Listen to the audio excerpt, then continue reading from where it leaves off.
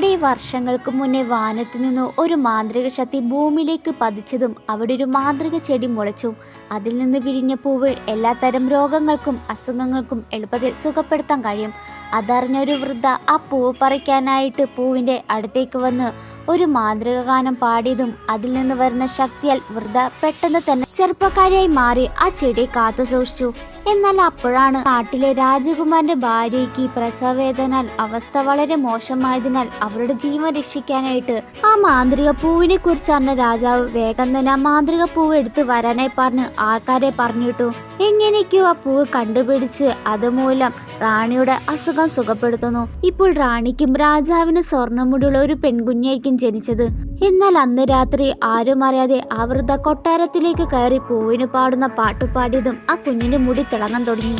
എന്നാൽ ആ മുടി പകുതിയോട് മുറിച്ചു കഴിഞ്ഞപ്പോൾ ചെറുപ്പക്കാരിയായ വൃദ്ധ പെട്ടെന്ന് വൃദ്ധയായി മാറി.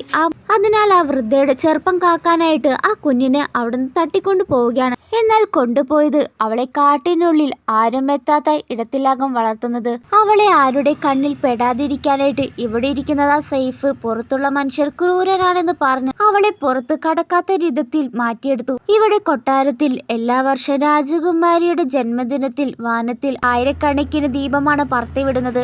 എന്നെങ്കിലും ഇത് കണ്ട് രാജകുമാരി തിരിച്ചു വരും എന്നുള്ള പ്രതീക്ഷയിൽ തുടർന്ന് പാട്ട് വേണമെങ്കിൽ വീഡിയോ ഒന്ന് ലൈക്ക്